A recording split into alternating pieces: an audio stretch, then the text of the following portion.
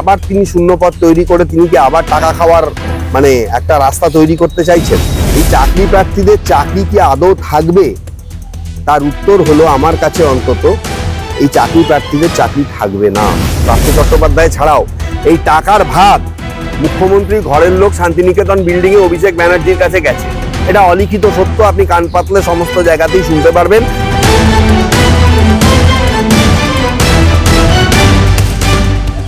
শ্রমিকদা, আপনাকে মাধ্যমে স্বাগত। ধন্যবাদ। দাদা, মুখ্যমন্ত্রী গতকাল প্রেস কনফারেন্স করে যে কথা ঘোষণা করলেন, তার ফলে যোগ্য চাকরি প্রার্থীদের কতটা সুবিধা হবে বলে মনে হয় আপনার? দেখুন, সব থেকে বড় ব্যাপার হচ্ছে মুখ্যমন্ত্রী কন্টিনিউয়াস তিনি যে সমস্ত প্রতিশ্রুতি, যে সমস্ত কথাবার্তা বলে যাচ্ছেন, একটা মামলা হয়ে গেছে এবং ফাইনাল রায়ও হয়ে গেছে। শুধুমাত্র তাদের একটা রিভিউ পিটিশন, যেটা এখনো হয়তো অর্ডার হয়নি, সেটা শুধুমাত্র হিয়ারিং হতে বাকি আছে।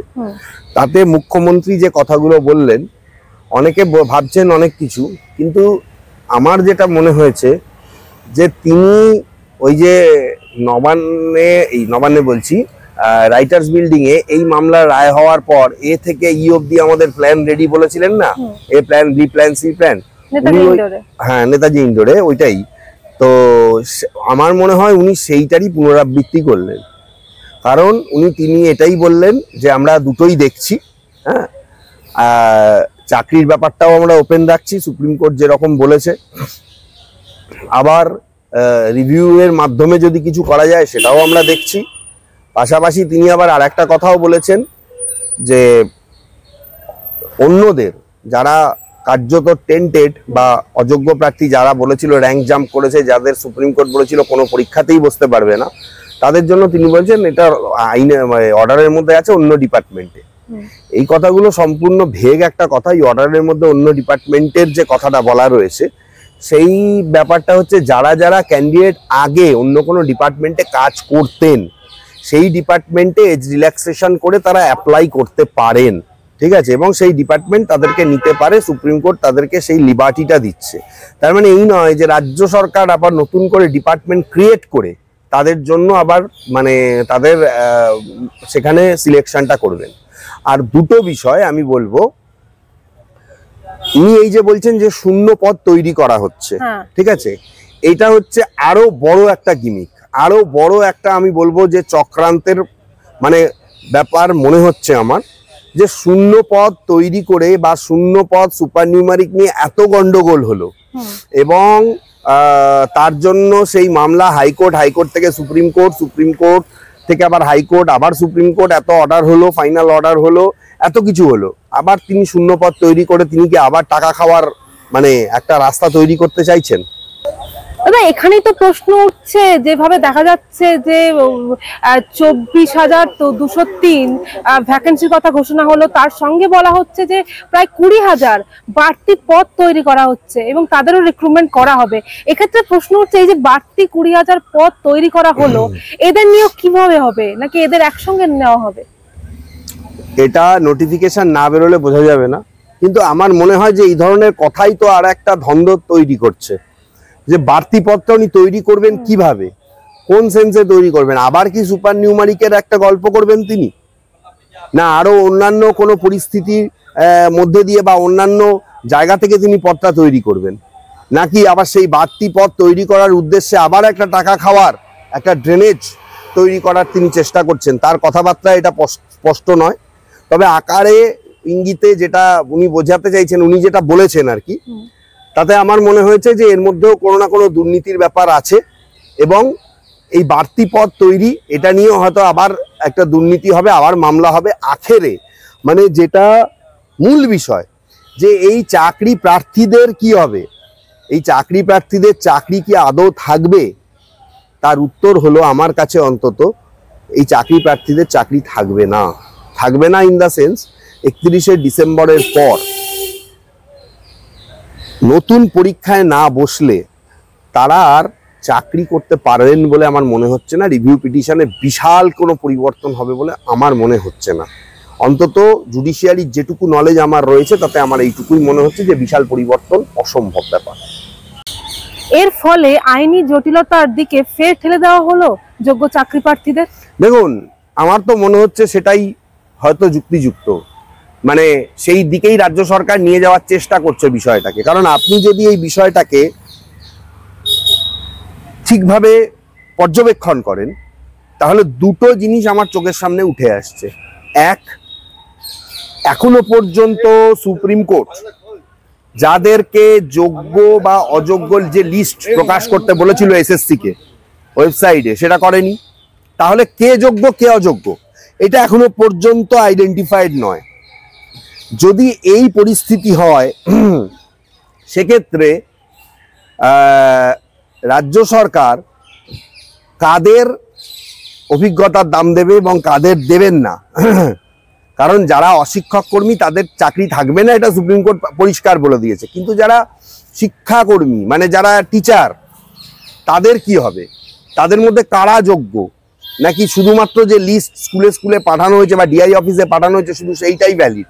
তাহলে সেই লিস্টের কপিটা কেন এতদিন সুপ্রিম কোর্টে দেওয়া হয়নি? কাকে ঢাকতে, কাকে আড়াল করতে দেওয়া হয়নি? নিজেদের ব্যর্থতাগুলো, নিজেদের চিটিংবাজিগুলো ঢেকে দেওয়ার জন্য আজকে এই ধরনের পরিস্থিতি তৈরি হয়েছে রাজ্যে। মানে যারা জেনুইন ক্যান্ডিডেট, যারা ফেক ক্যান্ডিডেট, তাদের ভাগ্যের সঙ্গে রাজ্য সরকার খেলা করেছে। এখন তিনি আবার অযোগ্যদের নিয়ে পড়েছেন মুখ্যমন্ত্রী। তিনি বলেছেন যে আমি অন্য জায়গায় পোস্ট ক্রিয়েট করে দেবো। আমি বলছি এটাও আবার মামলা হবে। অন্য জায়গায় তিনি পোস্ট ক্রিয়েট করতে পারেন না, কারণ অযোগ্য যদি টেন্টেড তিনি একবার বলে গিয়ে থাকেন তাহলে অন্য জায়গায় পোস্ট ক্রিয়েট করে সেই অযোগ্যদের ঢোকানো হবে, এটা কখনোই কোনো কোর্ট মেনে নেবে না। এইটা নিয়ে আবার মামলা হবে।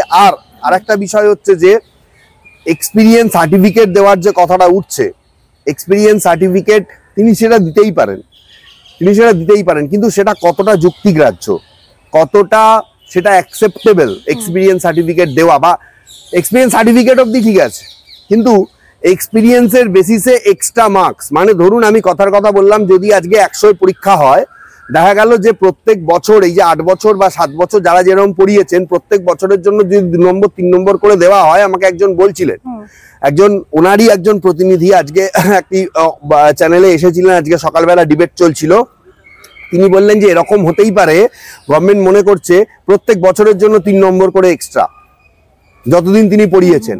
মানে তাহলে আপনি ভেবে দেখুন যে তাহলে সেই ক্যান্ডিডেটটা 20 বা 25 নম্বর, 7 বছর ধরুন 3 নম্বর করে যদি এক্সট্রা হয় 20 নম্বর, 21 নম্বর, ঠিক আছে, যদি 5 নম্বর করে এক্সট্রা হয় 35 নম্বর, মানে ওইটা নিয়ে তিনি শুরু করছেন।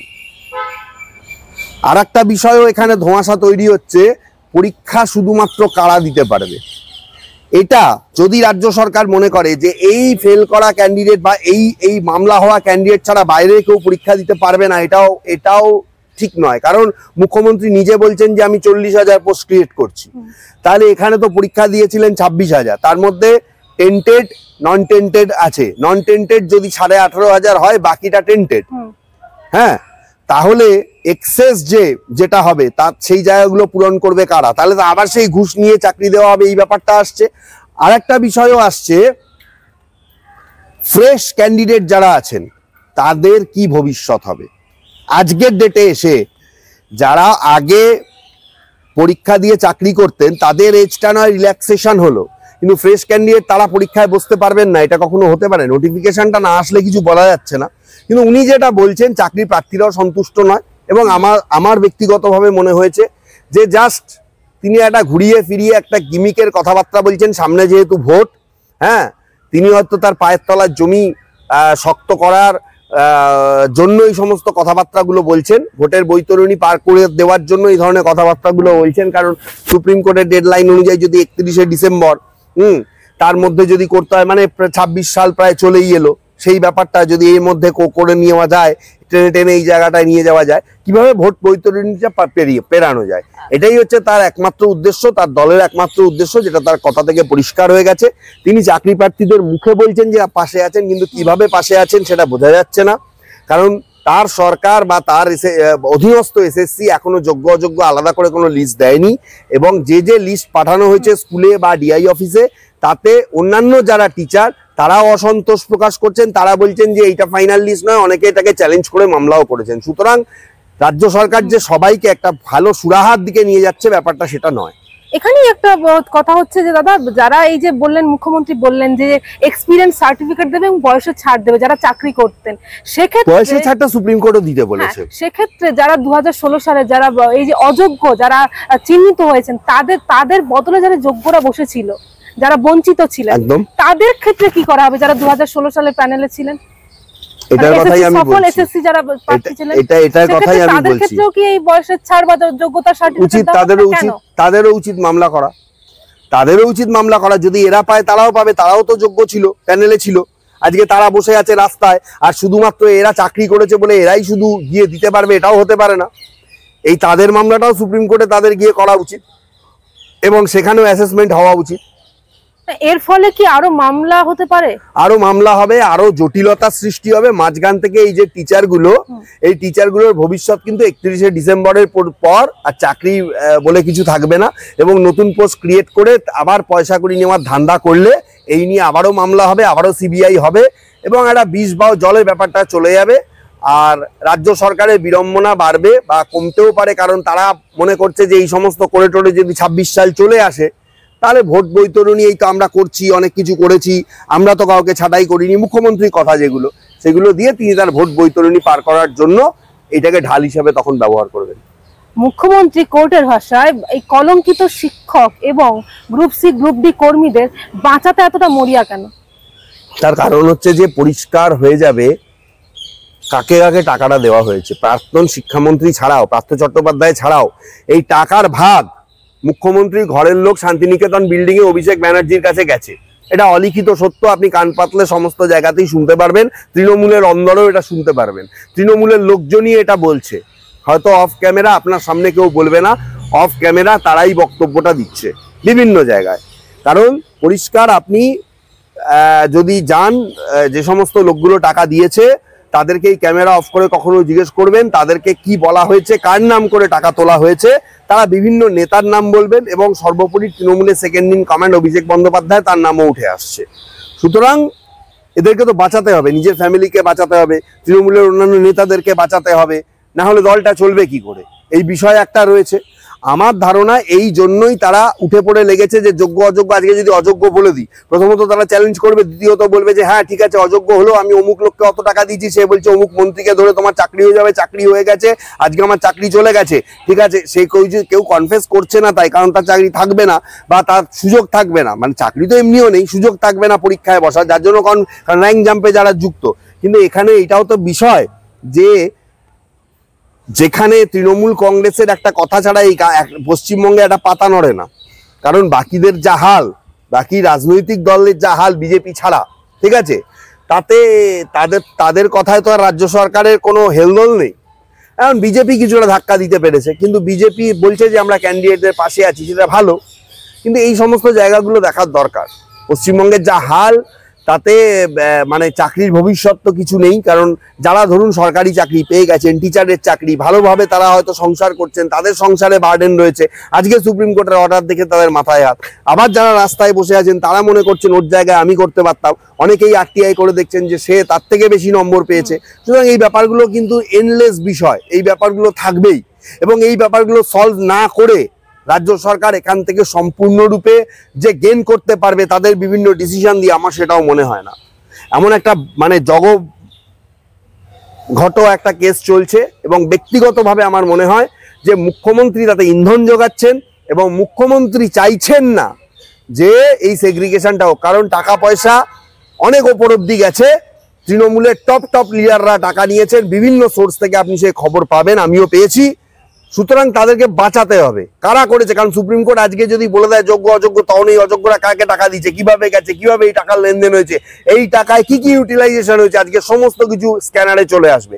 যার জন্যই তড়িঘড়ি করে তারা চেষ্টা করছে যে যেভাবে হোক ফোকাসটাকে ঘুরিয়ে দেওয়া, যেভাবে হোক অন্তত মানে দেখুন এসএসসির কাছে লিস্ট রয়েছে, রাজ্য সরকারও জানে, যেভাবে হোক তারা চেষ্টা করছে সেই লিস্ট অনুযায়ী যারা যোগ্য তাদের চাকরি থাকবে, অযোগ্য সেটা আউট করে তাদেরকে আবার অন্য কোথাও দিয়ে সবার ক্রোধটাকে প্রশমিত করা। কারণ একজন চাকরি প্রার্থী তো আর একজন না, তার ফ্যামিলি মেম্বার রয়েছেন, তার ডিপেন্ডেন্ট মেম্বার রয়েছেন, তো একটা লং প্রসেস মানে, এবং হচ্ছে যে